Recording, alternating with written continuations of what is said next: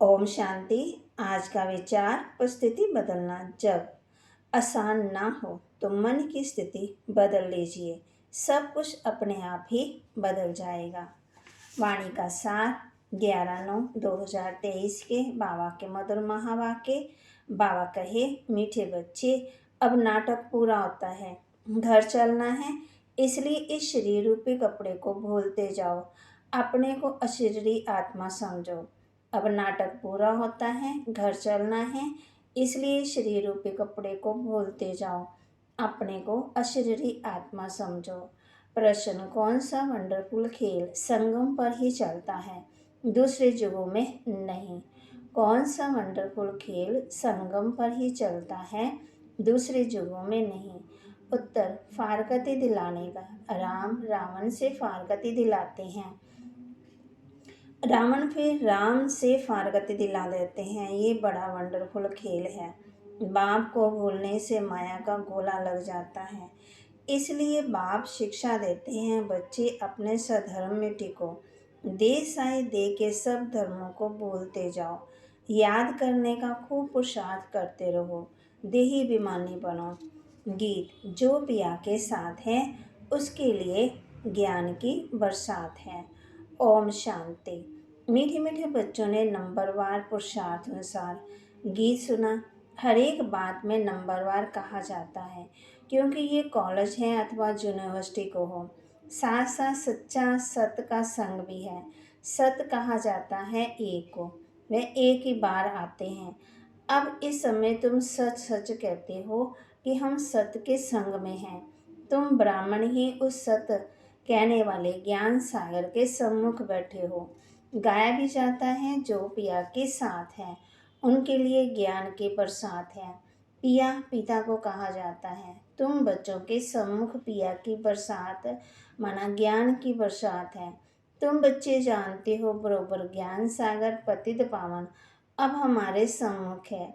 हम पति से पावन व कांटों से फूल बन रहे हैं। फूल बन जाएंगे तो ये शरीर नहीं रहेगा। कली भी आस्ते आस्ते खिलती जाती है, फट से खिल नहीं जाती, खिलते खिलते फिर कंप्लीट फूल बन जाती है। अब भी कोई भी कंप्लीट फूल नहीं बने हैं, वह तो कर्मातीत अवस्था हो जाती है। देही बेईमानी तो अंत में ही बनना है। अब भी तुम सबका पुरुषार्थ चल रहा है। बाप है परलौकिक पिता, ये दोनों संगम युग के अलौकिक माता पिता ठहरे। कोई कांटे भी हैं, कोई कली भी हैं। कली को खिलने में टाइम लगता है। तुम सब नंबरवार कलियां हो, फूल बनने वाले हो। कोई अच्छी रीति खिले, कोई आधा, एक दिन कंप्लीट भी जरूर खिलेंगे। बगीचा तो है ना, जानते हो हम कांटों से कली तो बने हैं, फिर फूल बन रहे हैं, पुरुषार्थ कर रहे हैं। कोई तो कली ही खत्म हो जाती, कोई थोड़ा खिलकर खत्म हो जाते। माया के बड़े भारी तूफान आते हैं, सेंटर खोलते तो भी कोई कोई खत्म हो जाते, गिर पड़ते हैं। माया बड़ी जबरदस्त है। ये है राम और रावण की लड़ाई। राम राम कहा जाता है, ऐसे नहीं त्रेता वाले राम को याद करते हैं। ये राम राम परमात्मा के लिए कहते हैं। रावण से राम की भेंट होती है। राम है बाप, रावण है दुश्मन माया। माया भी जबरदस्त है, ये खेल है एक दो को फारकती दिलाना। राम तुमको माया रावण से त्याग दिला रहे हैं, माया फिर तुमको बाप राम से त्याग दिलाती है। बाप कहते हैं, दे दे के जो भी संबंधी आदि के हैं सबका बुद्धि से त्याग करो। मैं फलाने धर्म का हूँ, फलाना हूँ, ये भूल अपने सधर्म में टिको। आत्मा का सधर्म है शांति। दे के सब धर्म छोड़ अपने को अकेला समझो। इस दुनिया की हर चीज से त्याग दिलाते हैं। अशरीरी बन जाओ, मेरा बनकर और मेरे को याद करो। बाप को भूले तो माया का गोला लग जाएगा। बाप को याद करने से खूब पुरुषार्थ करते रहो। माया भी बड़ी जबरदस्त है। बाप का बनकर भी फिर माया त्याग दिलाकर बाप से छुड़ा देती है। बाप कौशल कोई फारगती ना दे। आधा कला तुम मुझे याद करते आए हो, तुम ही संपूर्ण भक्त हो। भक्ति भी तुमने ही शुरू की है, तो बाप आकर के माया से त्याग दिलाते हैं। कहते हैं अपने को आत्मा समझो, इस कपड़े माना देह को भूलते जाओ, बस अभी हमको जाना है। उस नाटक में जो एक्टर्स होते हैं उनको मालूम होता है अभी 5-10 मिनट बाद हमारा खेल पूरा होने का समय आया है, फिर हम घर चले जाएंगे। खेल पूरा होने के समय ये बुद्धि में रहता है, शुरू में नहीं। तुम भी समझते हो हमारे 84 जन्म अब पूरे हुए हैं, बाकी कितना समय होगा। तुम कहेंगे हम सब कब स्वर्ग व सुखधाम में जाएंगे, परंतु बाप कहते हैं इस लाइफ को तो वैल्यूएबल अमूल्य कहा जाता है। तुम बड़ी भारी सर्विस करते हो श्रीमत पर से, तुम पांडव ही श्रीमत पर चलते हो। गीता आदि में ये बातें नहीं हैं। ये बाबा बहुत ही शास्त्र आदि पढ़ा हुआ है, गुरु किए हुए हैं। जो भी सब एक्टर्स की एक्टिविटीज़ हैं उन सबको तुम जानते हो। शास्त्र तो बाद में बैठ बनाते हैं, वह क्या जाने, ये भी ड्रामा में खेल बना हुआ है। गीता भागवत आदि सब अपने अपने समय पर रिपीट होंगे। गीता है माई बाप, गीता को माता कहा जाता है, और कोई पुस्तक को माता नहीं कहेंगे। इनका नाम ही है गीता माता। अच्छा, उनको किसने रचा? पहले पहले पुरुष स्त्री को अडॉप्ट करते हैं। पुरुष शादी करते हैं तो मुख से कहते हैं ये मेरी पत्नी स्त्री है, तो रिश्ता हुआ ना। फिर उनसे बच्चे पैदा होते तो कहेंगे ये हमारे हैं, बच्चे भी कहेंगे ये हमारा माँ बाप है।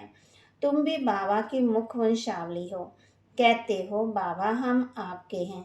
इतना समय हम माया की मत पर चलते आए, अभी आपकी मत पर चलेंगे। माया कोई मुख से मत नहीं देती, एक्ट ऐसी करती है। यहाँ तो बाप मुख से बैठ समझाते हैं।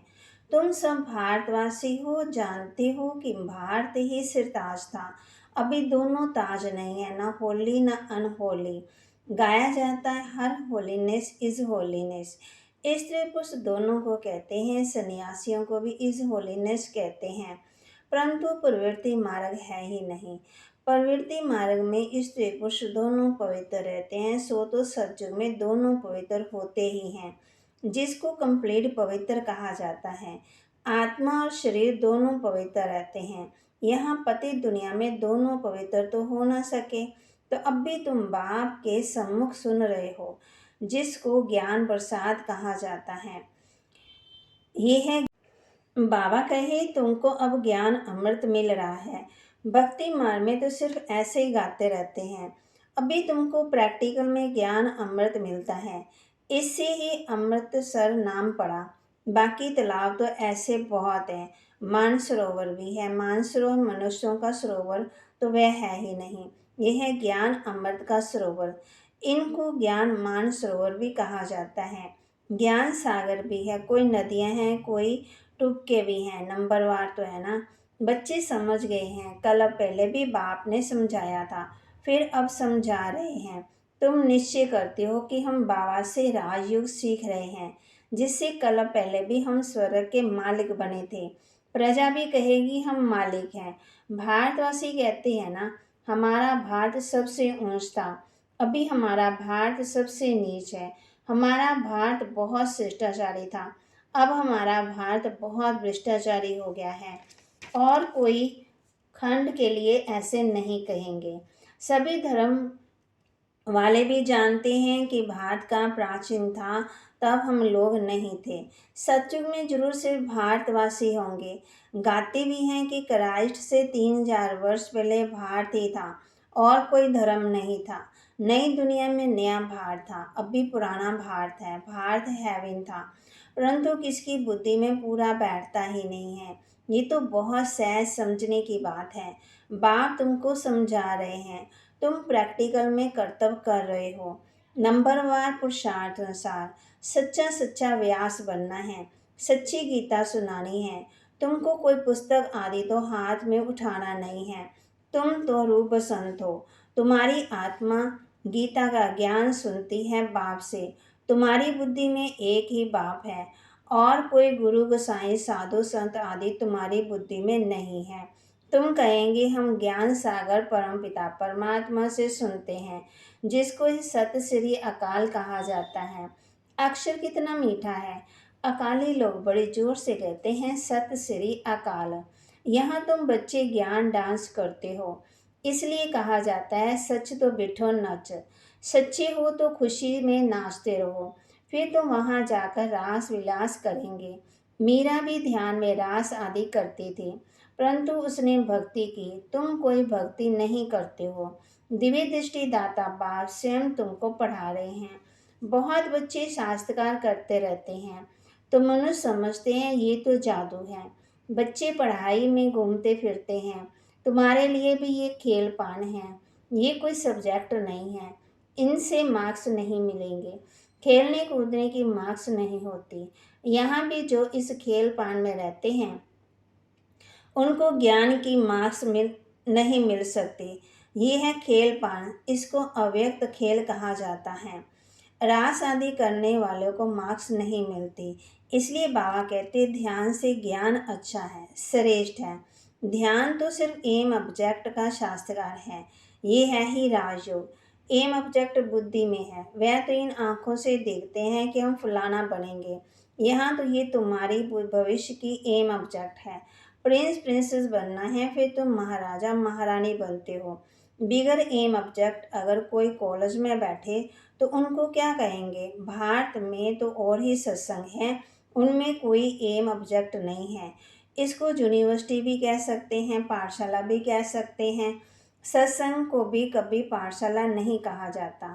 तुम बच्चे जानते हो कि हम पतित पावन गॉड फादरली यूनिवर्सिटी में पढ़ते हैं। सारी यूनिवर्स को तुम पवित्र स्वर्ग बनाते हो, अपने लिए ही इस यूनिवर्स को स्वर्ग बनाते हो। जो बनाएंगे वही फिर राज्य करेंगे, ऐसे तो नहीं है सब स्वर्ग के मालिक बनेंगे। जो पूरे नरकवासी हैं, जिन्होंने द्वापर से भक्ति की है, वही स्वर्गवासी होंगे। बाकी सब मनुष्य सरसों मिसल पीसकर खत्म होंगे। बाबा कहे आत्माएं वापस बाप के पास जाएंगी। कितना बड़ा विनाश होना है, अब भी तो बहुत प्रजा है, कितना बैठ गिनेंगे, एक्यूरेट गिनती कर ना सके। दुनिया में कितने मनुष्य हैं, ये सब खत्म हो जाएंगे। कलकत्ते में बहुत बड़ा झाड़ है, उसमें माना फाउंडेशन है ही नहीं, बाकी सारा झाड़ खड़ा है। अभी देवी देवता धर्म भी है, परंतु उनका नाम प्रायलोप है। ऐसे नहीं कहेंगे कि फाउंडेशन है ही नहीं, सड़ा हुआ है, कुछ ना कुछ निशान तो रहेगा ना। भारत में लक्ष्मी नारायण राज्य करते थे, ये तो बड़ा सहज है, परंतु माया रावण बुद्धि को ताला लगा देती है। परमपिता परमात्मा है, बुद्धिवानों की बुद्धि, मनुष्यों की बुद्धि है, परंतु ताला लगा हुआ है। पत्थर बुद्धि हो गए हैं। अब बाबा फिर से तुमको पार्श्व बुद्धि बनाते हैं, आत्मा को बनाते हैं। बुद्धि आत्मा में रहती है। कहा जाता है तुम तो पत्थर बुद्धि भैंस बुद्धि हो। यहाँ भी ऐसे हैं, कुछ भी समझाओ तो समझते नहीं है, श्रीमत पर चलते नहीं हैं। श्रीमत तो सदा कहेगी बच्चे अंधों की लाठी बनो, सुनना और फिर सुनाना, इसलिए सर्विस में दूर जाना भी पड़ता है, एक जगह बैठ तो नहीं जाना है। अभी तुम ज्ञान और योग सीख रहे हो, यहाँ तुम शिव बाबा के सम्मुख बैठे हो, सहज राजयोग सीख रहे हो। वर्षा लेने के लिए तुम आए हो, विष्णुपुरी में राजधानी लेने के लिए। विष्णु की विजय माला बनेगी। अभी तुम ड्रामा की राज को अच्छी रीति समझ गए हो। तुम जानते हो बरोबर देवी देवताओं का राज्य था।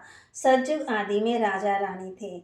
अभी कलयुग अंत में राजा रानी कोई भी कहला नहीं सकते, परंतु गवर्नमेंट को मदद करते हैं, फिर महाराजा का टाइटल मिल जाता है। वह गवर्नमेंट भी टाइटल देती है, राय साहब, राय बहादुर आदि। अभी तो तुमको बड़ा टाइटल मिल रहा है प्रैक्टिकल में। तुम हर होलीनेस इज होलीनेस महाराजा महारानी बनेंगे। तुम पर डबल ताज है। पहले होता है होली पर, होली राज्य, फिर अनहोली राज्य। अभी तो अनहोली है, नो राज्य है ना, माना पवित्रता नहीं है। प्रजा का प्रजा पर राज्य है। ड्रामा को समझना अच्छा है। अच्छा, मीठे मीठे सिकिलते बच्चों प्रति माता पिता बाप दादा का याद प्यार और गुड मॉर्निंग। रूहानी बाप की रूहानी बच्चों को नमस्ते। रूहानी बच्चों की रूहानी बाप दादा को दिलवा जान सिकवा प्रेम से नमस्ते। धारणा के लिए मुख्य सार। रोज ज्ञान अमृत में मानसरोवर में स्नान कर आत्मा शरीर दोनों को पावन बनाना है। माया की मत छोड़ बाप की मत पर चलना है। ये है अमूल्य संगम का समय। इस समय श्रीमत पर चल सर्विस करनी है। सच्चा व्यास बन सच्ची गीता सुननी और सुनानी है। रूप संत बनना है। वरदान। अनेक प्रकार की आग से बचने से और सर्व को बचाने वाले सच्चे रहम दिल भव। अनेक प्रकार की आग से बचने और दूसरों को बचाने वाले सच्चे रहम दिल भव। आज का मानव अनेक प्रकार की आग में जल रहा है। अनेक प्रकार के दुख, चिंताएं, समस्याएं, भिन्न भिन्न प्रकार की ये चोट जो आत्माओं को लगती है, ये अग्नि जीते हुए जलने का अनुभव कराती है। लेकिन आप ऐसे जीवन से निकल श्रेष्ठ जीवन में आ गए। आप शीतल सागर के कंठ पर बैठे हो, अतीन्द्रिय सुख शांति की प्राप्ति में समाये हुए हो। तो रहम दिल बन अन्य आत्मा को भी अनेक प्रकार की आग से बचाओ। गली गली में ज्ञान स्नान बनाकर सबको ठिकाना दो। स्लोगन। जिनकी एक बाप से सच्ची प्रीत है उन्हें अशरीरी बनना सहज है। जिनकी एक बाप से सच्ची प्रीत है उन्हें अशरीरी बनना सहज है। तो आज हम किस बात का अभ्यास करेंगे? अशरीरी बनने का अभ्यास करेंगे सारा दिन। और दूसरों पर भी रहम की दृष्टि रखेंगे। ये संगम युग का समय है, इसको व्यर्थ नहीं जाने देंगे, इस बात पर ध्यान देंगे। ओम शांति।